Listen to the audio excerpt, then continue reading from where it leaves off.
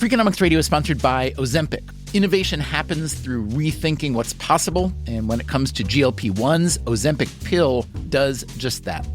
Learn more about Ozempic semaglutide tablets, 4 and 9 milligrams, by calling 1-833-OZEMPIC or visit Ozempic.com to view the medication guide and ask your doctor what's possible with FDA-approved Ozempic pill.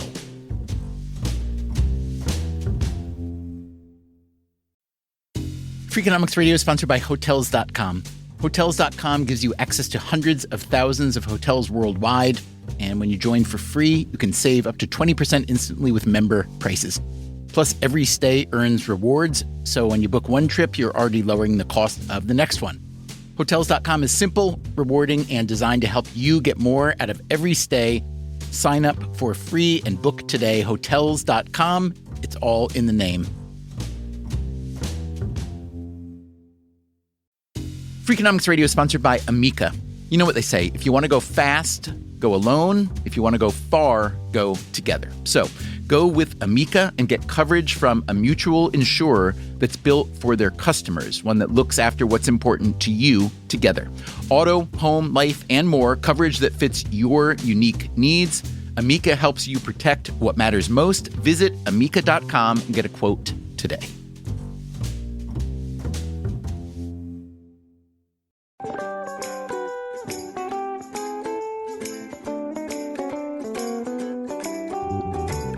Hey there, it's Stephen Dubner. Coming up, the third and final episode in our Bad Medicine series. It's called Death by Diagnosis. We thought about calling it The Doctor Will Kill You Now, but cooler heads prevailed. Next week, we are back with a brand new episode. In the meantime, hope you enjoyed this one. And if you want more, check out our other podcast, Tell Me Something I Don't Know. There are 26 episodes to hear, with 10 more coming soon. And if you want to come see us record the show live, visit tmsidk.com. We will be at Joe's Pub, part of the Public Theater in New York City, on October 5th, 6th, and 7th. 2 shows each night with amazing guests. So if you want to attend or if you want to be on the show, you can find all the details at tmsidk.com. Thanks.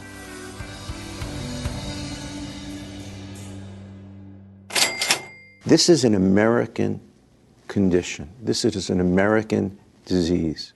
This has been one of the great mistakes of modern medicine. That's David Kessler, who ran the Food and Drug Administration during the 1990s. Surely you know the condition, the disease he's talking about. President Obama discussed it. This crisis is taking lives, it's destroying families, it's shattering communities all across the country. But what does Kessler mean when he says this has been one of the great mistakes of modern medicine? Drug overdoses now take more lives every year than traffic accidents. A lot of time, they're from legal drugs prescribed by a doctor.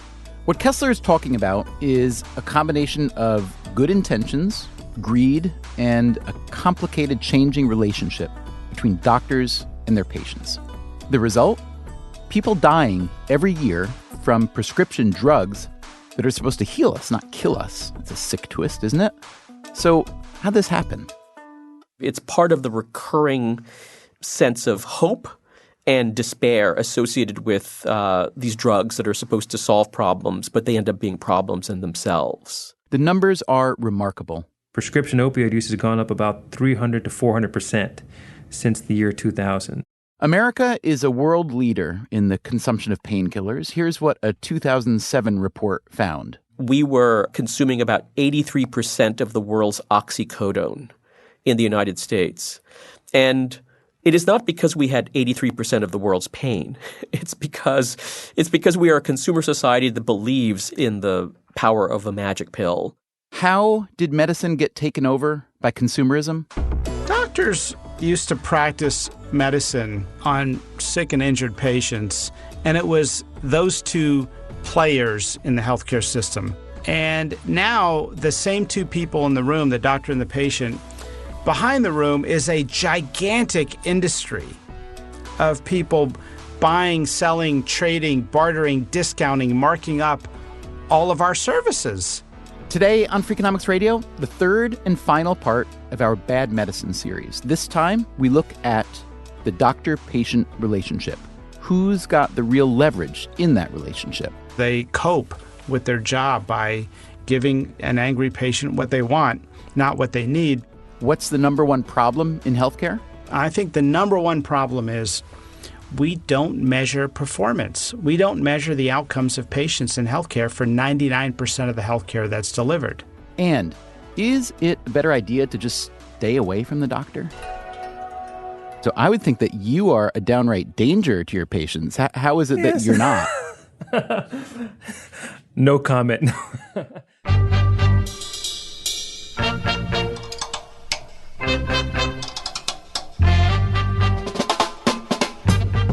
From WNYC Studios, this is Freakonomics Radio, the podcast that explores the hidden side of everything. Here's your host, Stephen Dubner.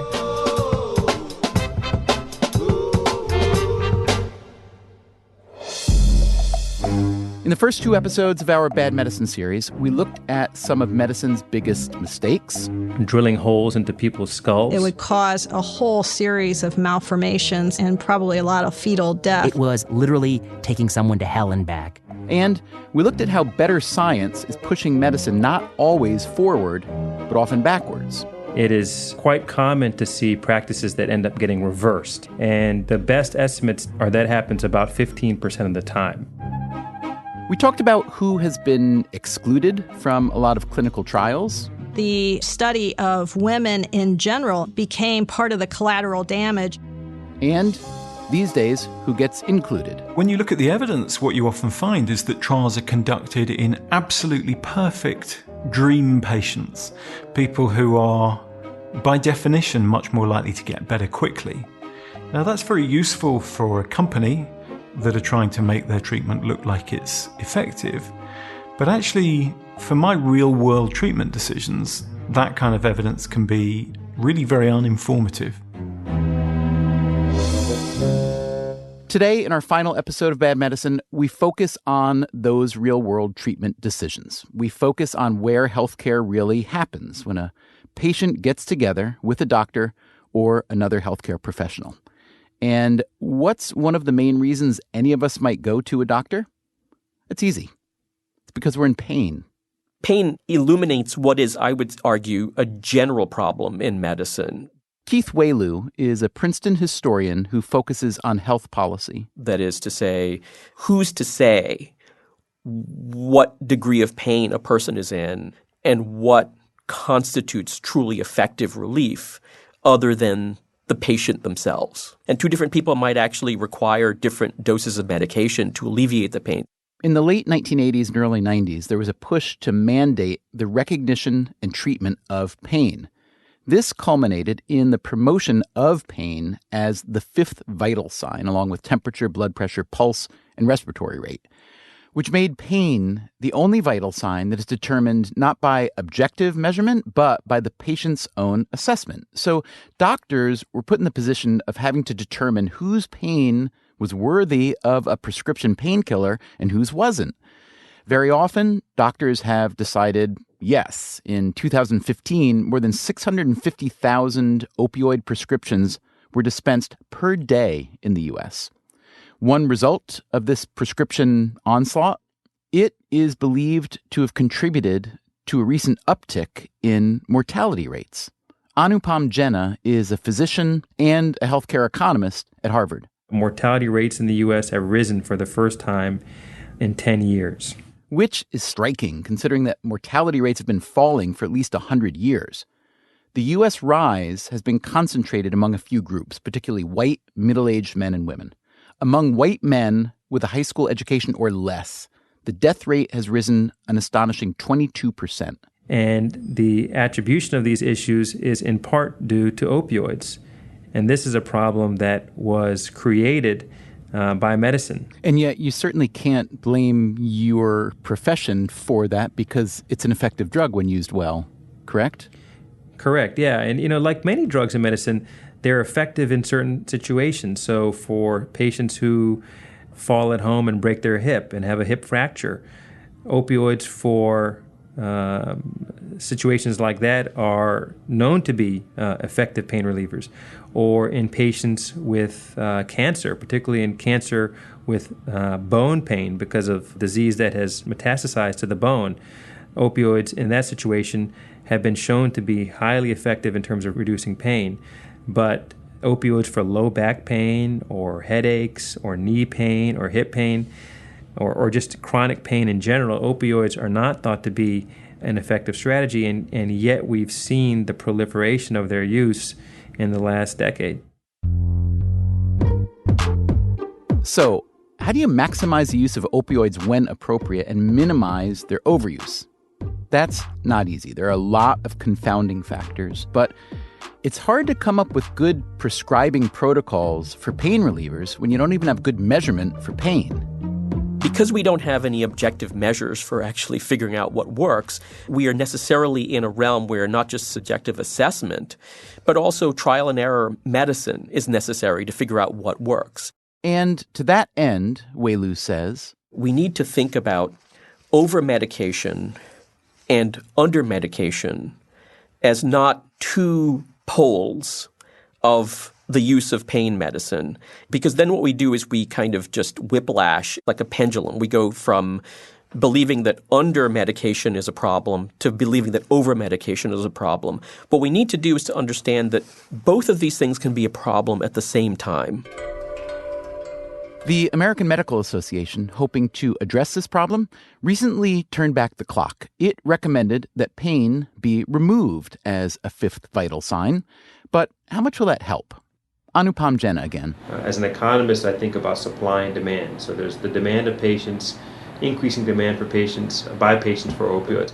Once you've put the power in the hands of the patient, or just to call it what it is, in the hands of the consumer, it can be hard to reclaim it. So how did we get here? Yeah, so pain management was really emerging as a recognizable and legitimate area of medical practice and care in the 1960s, early 1970s with the development of multidisciplinary pain centers. Keith Wei-Lu again. There was a general recognition that you needed more than just drugs to deal with people in chronic pain.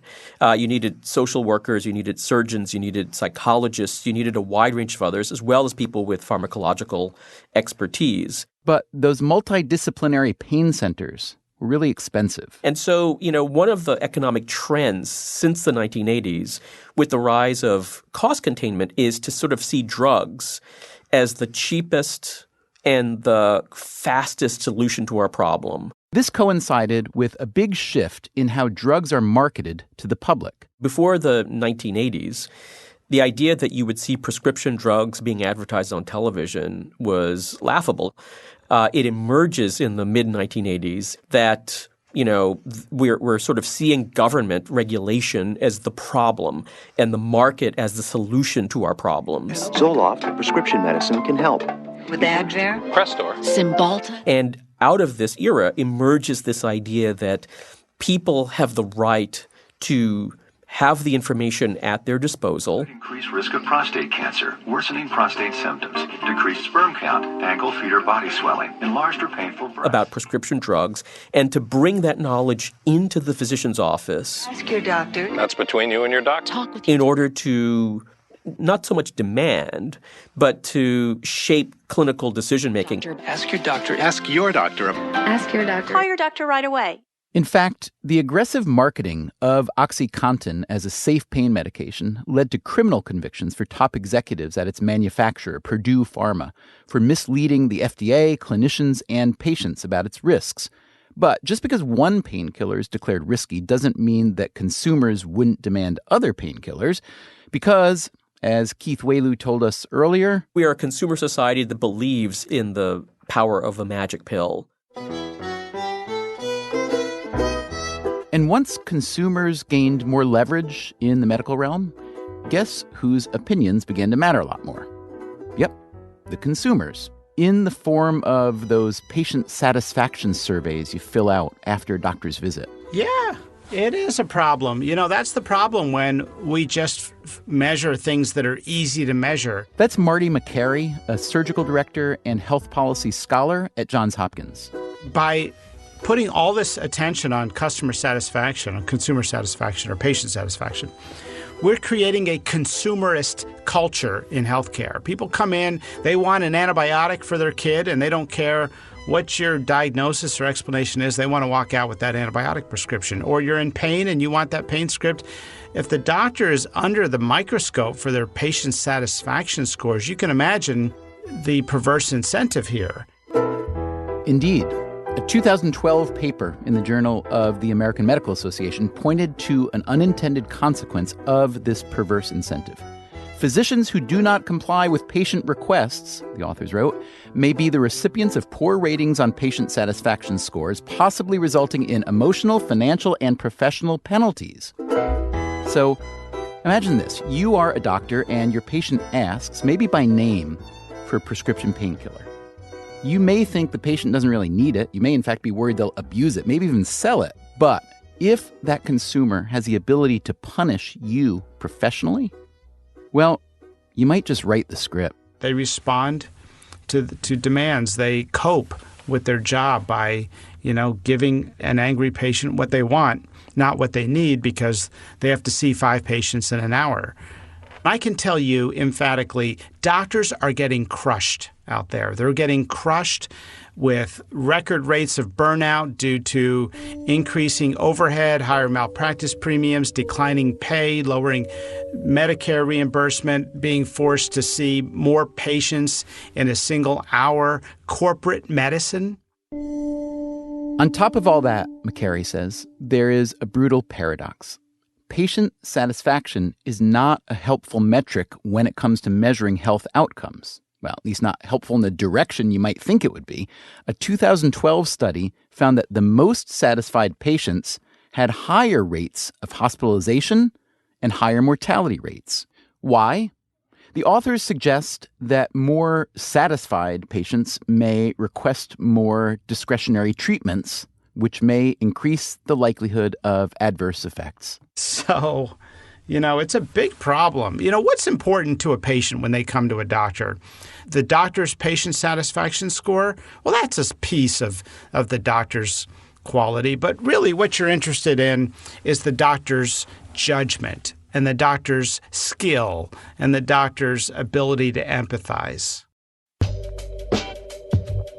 Those are the sort of metrics, Marty McCary argues, that will help doctors treat patients better. So coming up on Freakonomics Radio, now all you've got to do is collect all the data on doctors' judgment, skill, and empathy, right? But again, not so easy, in part because of the sheer volume of that data. We are doing more than we've ever done before. We are doing more procedures, giving more medications, hospitalizing more patients, diagnosing more things than we ever have in the history of medicine. Also, why feedback for doctors is so important, especially for doctors who've been practicing a while. What we find is that if you happen to be treated by a doctor who is 10 years or 15 years out of residency, your mortality within 30 days of being hospitalized is higher.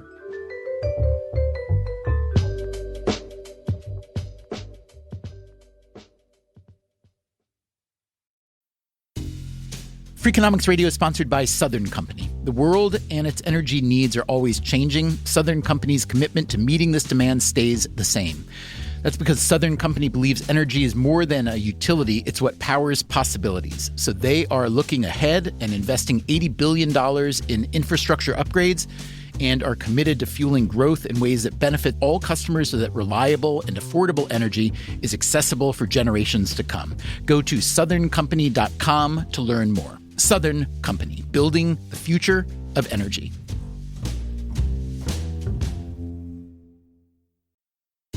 Freakonomics Radio is sponsored by Ozempic. Innovation happens through rethinking what's possible, and when it comes to GLP-1s, Ozempic pill does just that. Learn more about Ozempic semaglutide tablets, 4 and 9 milligrams, by calling 1-833-OZEMPIC or visit Ozempic.com to view the medication guide and ask your doctor what's possible with FDA-approved Ozempic pill.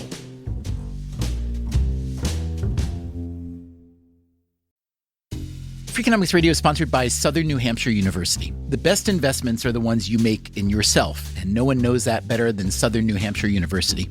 With more than 200 online degree programs, no set class times, and low online tuition, Southern New Hampshire University is built to fit your life today and set you up for success tomorrow.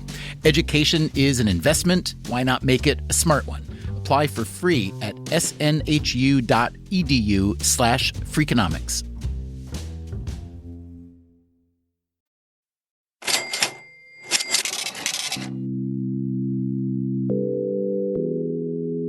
Marty McCary, the surgeon and health policy scholar we've been speaking with, is a big advocate for medical reform.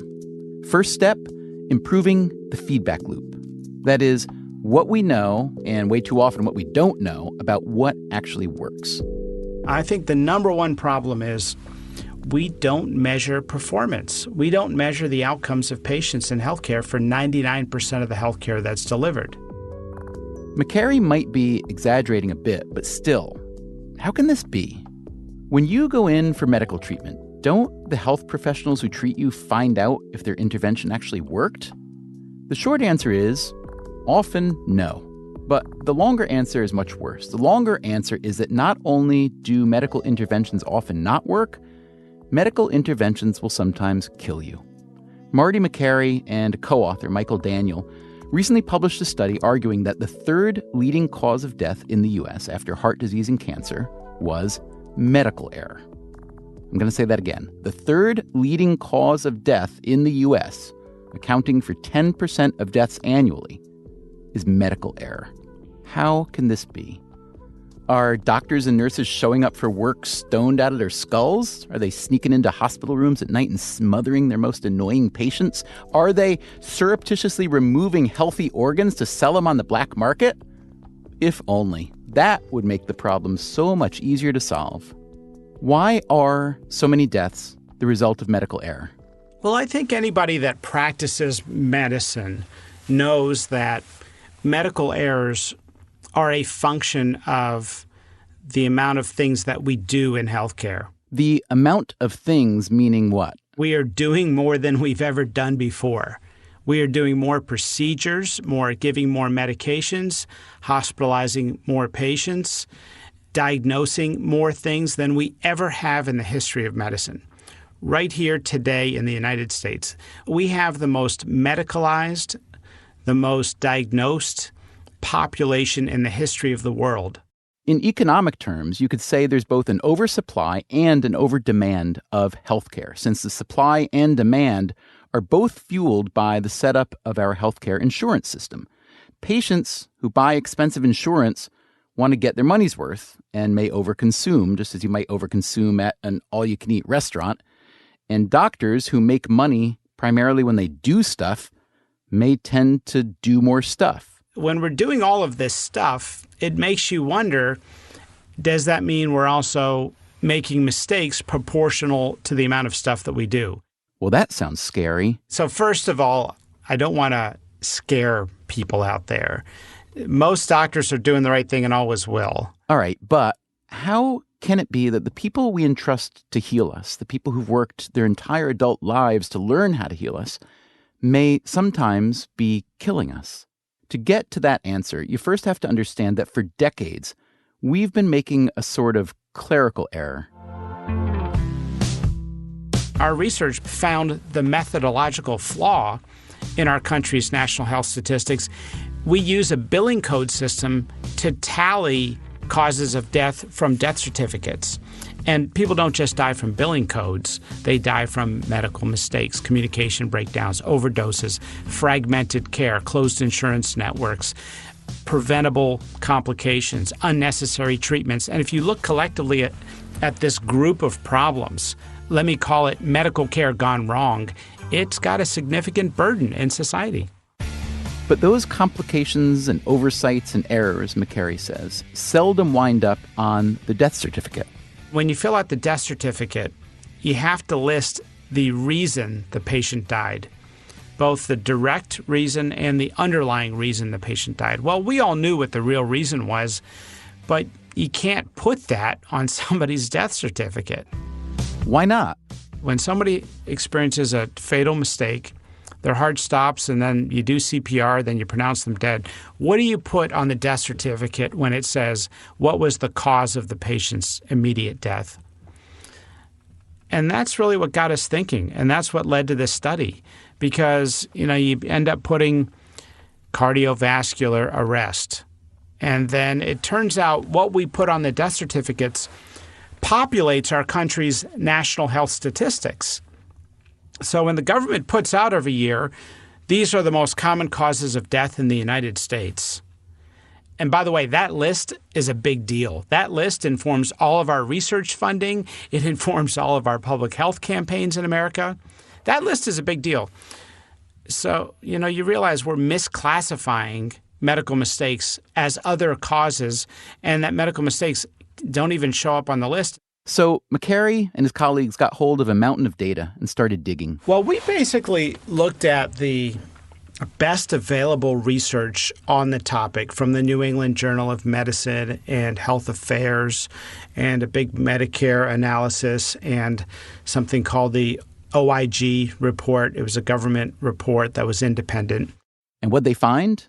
Before I tell you that, let me tell you this. There is a famous report put out by the Institute of Medicine in 1999 that set a benchmark for death by medical error.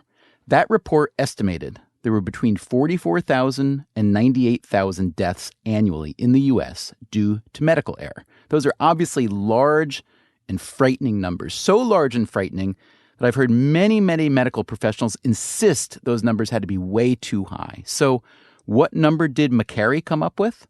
At least 250,000 deaths every year in the U.S. due to medical error. 250,000 people. Before we get into the errors themselves, let's think for just a minute about how the story of those deaths was hidden in the data. As we've noted throughout these 3 episodes on bad medicine, a lot of what we take as factual and empirical within medicine often isn't very empirical. That includes how data from clinical trials are manipulated or misinterpreted. And, as Marty McCary argues, it includes how the cause of death is categorized. And that's why he's pushing for a fundamental reform to require that doctors, when they fill out a death certificate, specifically indicate if a medical error was involved.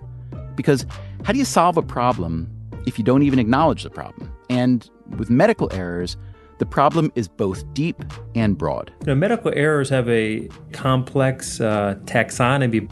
That, again, is the Harvard doctor and economist Anupam Jena. But for someone like me, I would just break them into 2 categories. There are errors of diagnosis, and then there's errors of commission, when a patient has surgery on the wrong leg, or when a patient is given an antibiotic despite it being well documented in the medical record that he or she has an allergy to that medication, or when a patient receives a dose of insulin that is 5 times as much what it should have been because someone couldn't read a doctor's handwriting in the chart. There are errors that occur in the hospital because of poor hygiene and infectious disease management where people get hospital-acquired infections. I've got to think that those errors of commission are extraordinarily rare, though, yes? Well, you would hope so, but it turns out they're not. The Johns Hopkins study is actually more about those second set of errors. So when I hear that, I, as a potential patient, I say to myself, unless you are bleeding heavily or unconscious, just stay away from every doctor and certainly every hospital. Well, hopefully if you're unconscious, you won't be making that decision. Well, I think you also have to take it a step further and say, okay, well, when a diagnostic error occurs, what is the implication of that? Does it mean that a diagnosis is ultimately made later in a safe and effective way? Well, that's much less alarming than if an incorrect diagnosis by a doctor leads to, let's say, a biopsy that then causes longer-term problems. The only thing that I mentioned there is that this is not just an issue of decisions that are made by individuals. In fact, most of the thinking on this issue points to system-level problems that lead to diagnostic errors. The problem is a system problem. That's Marty Makary again. Remember, here's what Makary argued earlier. I think the number one problem is we don't measure performance. In other words, the medical system often fails to collect useful feedback. Simple data, simple transparency. Makary himself is a surgeon. 99% of people that have surgery in the United States go home and no one documents or keeps track at a systematic level, that is national or regional or hospital level, how the patient does. At 6 months, are you glad that you had your knee surgery done? At 6 months after hip surgery, are you walking again? Or a year after weight loss surgery, what is your weight today? We don't keep track of those things in healthcare for most of the procedures or treatments that we do. And the problem is that how can you really come up with a quality metric if nobody's tracking it? This doesn't mean doctors never check in with their patients, but the system simply isn't designed to capture robust follow-up data. Well, there's a follow-up visit. We'll scribble some note, patient's doing well, the incision has healed nicely. Who's actually measuring the real patient-centered outcomes 6 months later or a year later? That is a giant opportunity in healthcare to fix the system by creating a marketplace centered around value, not just around quantity. That, of course, would require incentives for doctors that reward preventive care and maintenance rather than just interventions. Makary points to a few areas of medical care where patient outcomes are well tracked. But it's only for a small sliver of medical care. It's like heart surgery and cystic fibrosis outcomes.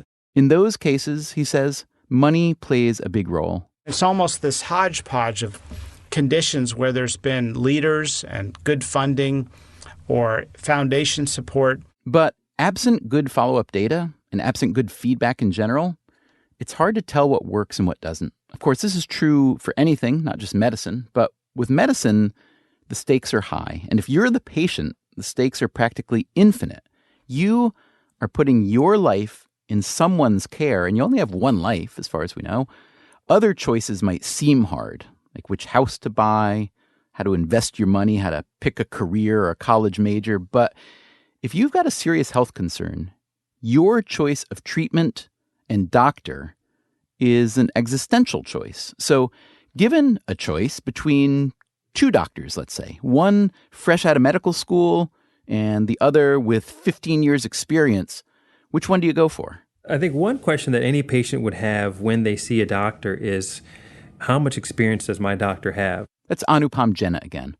Most patients, he says, like the idea of a gray-haired physician. Because the gray-haired physician has more experience, he's seen more patients like me, and he's just going to take better care of me. That makes sense, doesn't it? But the challenge is that there hasn't been a lot of actual high-quality evidence to assess that issue. So Jena and some colleagues set out to gather some evidence, but it wasn't so simple as comparing patient outcomes for experienced doctors and newer doctors. One problem that you're going to run into is the notion that more experienced physicians will take care of sicker patients. And how do you get around that issue? The way that we've tried to get around it is to focus on a very specific group of doctors that are called hospitalists. Hospitalists are internal medicine doctors who focus on hospital-based care. Jena is himself a hospitalist. Because of his research and teaching, he only sees patients for a month or two each year, but he's familiar with the hospitalist setup. And the unique thing about these types of doctors is that they tend to work either shifts or scheduled work. For example, I might work for 2 weeks, and then my colleague is on for 2 weeks, and then her colleague is on for 2 weeks. Which is nice because we can isolate the effect of you, correct? Exactly. So patients more or less end up getting quasi-randomized to physicians with different characteristics. So for example, if you happen to get hospitalized in the first week of May, you may be treated by a group of doctors who on average have 5 years less experience. than if you happen to get hospitalized in the second week of May. And we can basically see what happens if a patient happens to be treated by a doctor who is 20 years out of residency versus 5 years out of residency. And what we find is that if you happen to be treated by a doctor who is 10 years or 15 years out of residency, your mortality within 30 days of being hospitalized is higher. Just to be clear, if you happen to draw a more experienced doctor, you are more likely to die. And so it does suggest that more experience actually could have a negative effect on outcomes. And what's your best explanation for why that's the case? So I think the most likely explanation is two things. One is that the field of medicine is constantly evolving, and there's always new knowledge, new evidence emerging, both in terms of how to make better diagnoses and what are the right treatments for particular patients. And as you get further and further away from residency, I think what happens is that the knowledge that you had as a resident, which time when you spend 80 to 100 hours per week in the hospital, that knowledge gets somewhat ingrained in you. New knowledge isn't picked up as rapidly. So I think what happens is that older physicians are just less up to date, if you will. I'll give you one caveat. We don't see this effect among high volume doctors who are seeing a lot of patients. And so what that suggests is that if you're an older doctor who is seeing a lot of patients, you are protected from this adverse effect, which makes sense. Unfortunately, some people come out of medical school or training thinking, all right, I've mastered this body of knowledge or this skill set, and I'm good to go for the next 50 years of practice. Marty McCary again. And the reality is, even as a tenured faculty at Johns Hopkins doing complex surgery in a group that does, the four of us do the most pancreatic surgery of any group in the country, I'm still learning every day. And my senior partner who's about to retire, he's still learning, the year before he stops operating every day. So medicine's a career of learning, and I think the more feedback we can get at any level. That said, Anupam Jenna's research shows that surgeons are among the subset of physicians who do seem to improve with experience. There's a thought that muscle skill experience in the surgical field over time improves outcomes, and we find that as well. But outside of surgery, when you're thinking about the care of patients that requires a lot of cognitive skill and being up to date on current medications and diagnoses, we actually find that over time, older doctors do worse. So someone like you, so I don't mean to turn this into an attack on you, but someone like you who, medical school is getting further in the rearview mirror as it is for every doctor, but additionally, you're only practicing for a couple of months out of the year, not full time. So I would think that you are a downright danger to your patients. How is it that you're not? No comment. Well, so usually when I work on service, I'm paired with someone who is a full-time clinician educator, and there's a huge difference in the amount of knowledge, and it's very humbling to see that. Jenna's research looks specifically at physician experience as it relates to patient outcomes, but there's another angle to consider when we talk about experience in the medical realm, especially if you're interested in reform. We have supposedly entered the era of evidence-based medicine. This is still relatively new ground. The reality was that what we were practicing was something called eminence-based medicine. That's the physician and researcher Vinay Prasad. It was where the preponderance of medical practice was driven by really charismatic and thoughtful, probably to some degree, leaders in medicine. And, medical practice was based on bits and scraps of evidence, anecdotes, bias, preconceived notions, and probably a lot of, psychological traps. As outdated as that sounds now, keep in mind that a lot of our institutions, including medical institutions, are still eminence-based. Which is to say, in many institutions, many big decisions are made by the highest-ranking people who tend to have the most experience.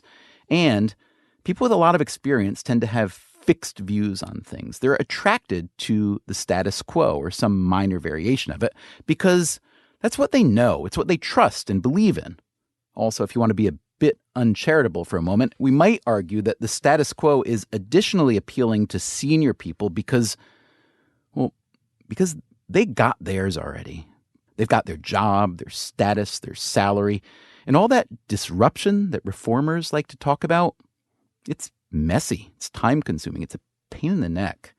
Like I said, that isn't a charitable view, but I'm afraid it's not wrong either. Change can be hard. Uncertainty can be scary. True improvement can be elusive. But one thing that's so inspiring about all the people we've been speaking with for this series is how they embrace the notion that it's okay to challenge the very institution that you've devoted your career to. In fact, with medicine, it's a requirement. I think back to something we heard from Philip Makowiak, the doctor who unraveled the true story of 98.6.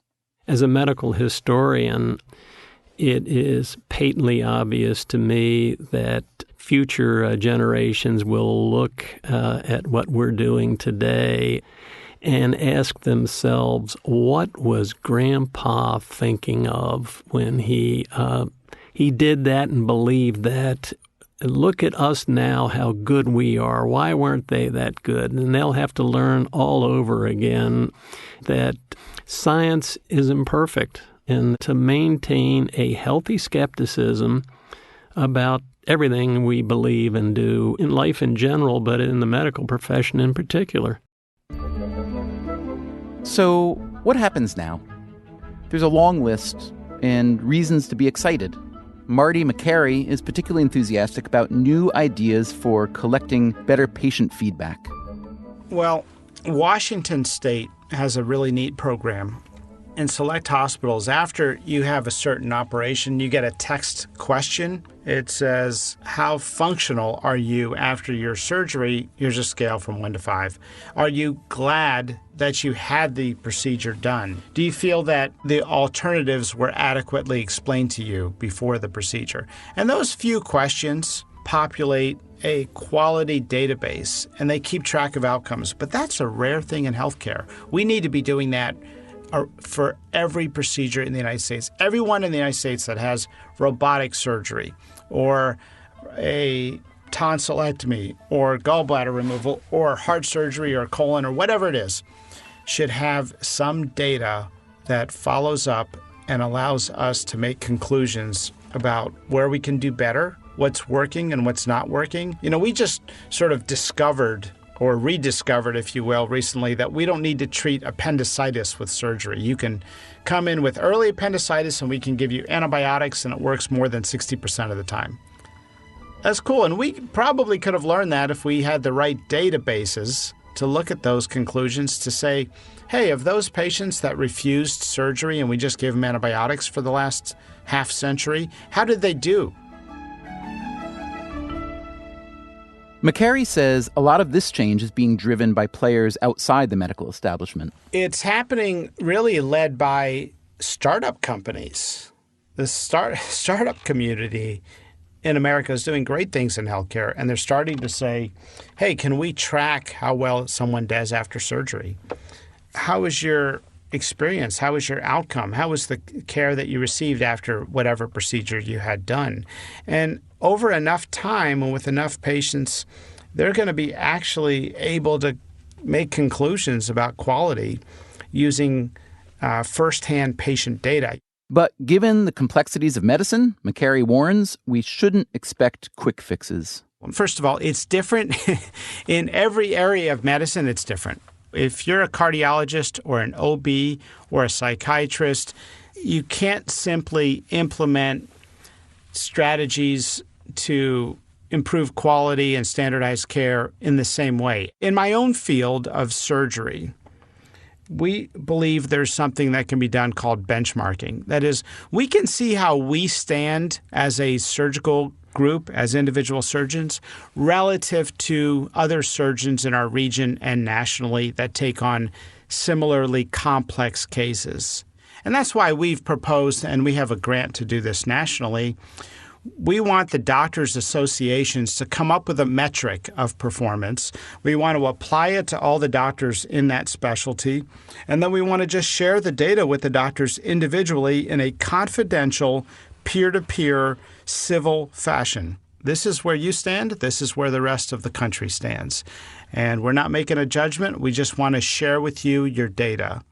The point, McCary says, is improvement, not punishment. As a matter of fact, firing people for making mistakes in hospitals is the absolute wrong approach. We need to learn from our mistakes, not send a message that if you have a concern or speak up or you do a mistake, we're going to kick you out. Doctors are already in a tough place, under attack from nearly every quarter, including, for these past few episodes, Freakonomics Radio. And the fear of making a mistake, or what may be construed as a mistake, is already so high that doctors practice way too much defensive medicine, that is, tests and procedures primarily meant to avoid a malpractice suit. A 2010 study found that U.S. hospitals and doctors spent about $45 billion a year on defensive medicine. But if the present looks occasionally bleak, the good news is there's plenty of optimism about the future of medicine, as we learned from the variety of clever and motivated people we've spoken to for this series.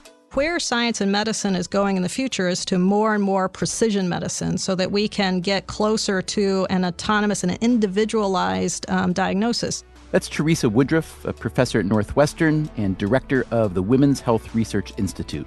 When someone comes in with a cancer, there's a set of protocols. There's the way we treat in general populations, but we can't tell the specific outcome for that individual. How will they tolerate that drug?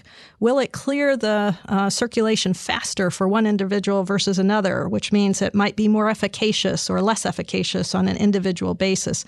Those are some of that precision medicine that eventually we have to get to. So I promise not to hold you to the prediction I'm about to ask you to make. But in terms of precision medicine, like you're talking about, whether it's diagnostic, prescriptive, whatever it is, I just want to know what kind of time frame you see for that being a real practical everyday thing. Is it more like 2 to 20 years, or is it more like 50 to 100 years from now, or somewhere in between, or somewhere beyond? I think science is becoming even more catalytic, so it's going faster and faster and faster. Breakthroughs are coming about every day, and I suspect within the next 10 to 15 years, we'll really understand enough to get away from radiation and chemotherapy. And that eventuality is the promise of basic science and medicine. And what that means is that every day as we discover more and more fundamental biology about cells or about animals or about the way systems work, that translates into better and better medicines that ultimately will change the patient who is seen tomorrow versus the way the patient that's seen today. There's a lot of promise right now that in the post-genomic world that some personalized medicine or precision medicine will allow us to do that much better. Jeremy Green again, a physician and historian of medicine at Johns Hopkins. Although at present that's still highly promissory, except for in a few very well circumscribed cases. Some people will or won't respond to a certain drug for hypertension, and you fish around, you try one, you try another, and then you find a cocktail that works for them. Other people will develop allergies to specific medicines, and then you're constrained in ways that you hadn't originally anticipated. I think the game is going to be the same game, which is a game where, if we're really honest, perhaps a lot of the low-hanging fruit in medicine has been plucked, some of the great interventions. And that, again, is Vinay Prasad. Now it's a matter of sorting out interventions with medium to small benefits, but that's okay. But with a medium and a small benefit, you really have to be sure that you can minimize bias. You can minimize the role of your own sort of preconceived notions, and that's why we need careful randomized studies. But the biggest reason for optimism, Prasad argues, doesn't have to do with better evidence or better protocols or better medicine per se. It has to do with better thinking. And that, he says, is happening. I see it every day in medicine. I see it in movements like the British Medical Journal's really commitment to evidence, to transparency, to data sharing. I see it in JAMA Internal Medicine's commitment to knowing when more is harmful, when too much medicine is harmful, and that took many years for us to realize. I think we are increasingly allowing people with diverse points of view in medicine, contrarians, perhaps even like myself, to write articles in really important journals so that they can be read and thought of by other people. So I think we're at a moment where, we're much more open to different ideas on how to move medicine forward. Here's to moving forward, and here's to your health. Thanks so much for listening to this 3-parter on bad medicine. Coming up next time on Freakonomics Radio, we're back with a brand new episode. Suppose you could play a game where, with 99% probability, I'll pay you $1 million. But with 1% probability, I'm going to put a bullet in your head. Would you take that bet? How much brain damage do I have? The question is, would the risk be acceptable? And in my opinion, this study says no, it would not be acceptable. Listen, I loved my time in the NFL. I have these amazing experiences, but I'm really excited to focus on mathematics and what I'm doing at MIT, and please leave me alone. The NFL lineman John Urschel thought he could quietly announce his retirement at age 26. Nice and quiet, like a thief in the night. But when an NFL player is simultaneously getting a PhD at MIT, people tend to pay attention. There's no story here. There's nothing going on. Especially when your abrupt retirement comes 2 days after a report on long-term brain damage in the NFL. And I think the longer that we sort of deny it and sort of work around it and make excuses, it's just going to delay bringing a lot of good research to this problem. Risk and reward in the NFL? That's next time on Freakonomics Radio.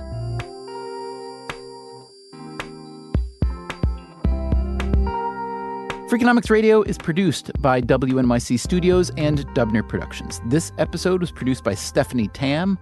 Our staff also includes Allison Hockenberry, Merritt Jacob, Greg Rosalski, Eliza Lambert, Emma Morgenstern, Harry Huggins, and Brian Gutierrez. You can subscribe to Freakonomics Radio on Apple Podcasts, Stitcher, or wherever you get your podcasts. You should also visit Freakonomics.com, where you can find the transcript to every episode and links to the underlying research and books mentioned in our podcast. We can also be found on Twitter, Facebook, or via email at radio@freakonomics.com. Thank you for listening.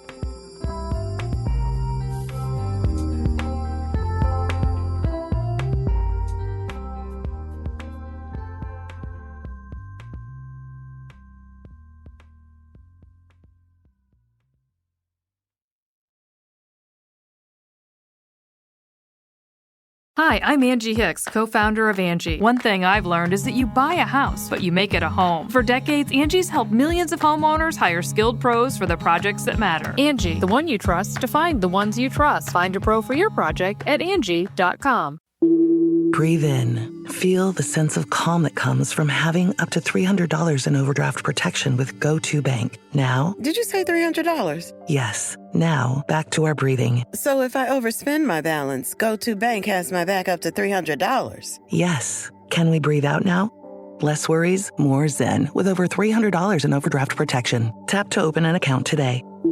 Eligible direct deposits and opt-in required for overdraft protection. Fees, terms, and conditions apply. Every wireless service comes with a cost, right? Wrong. The Text Now app lets you do your thing for free. Get real talk, real text, and 5G data for must-have apps with no monthly bill. Need more data? Add it right from the app. Done? Go back to free. No long-term contracts, no pressure, no surprises. Just wireless that works around you. Text Now. We've got your back. Download Text Now in your app store today. Wireless plans require the purchase of a SIM card. Visit textnow.com for terms and conditions.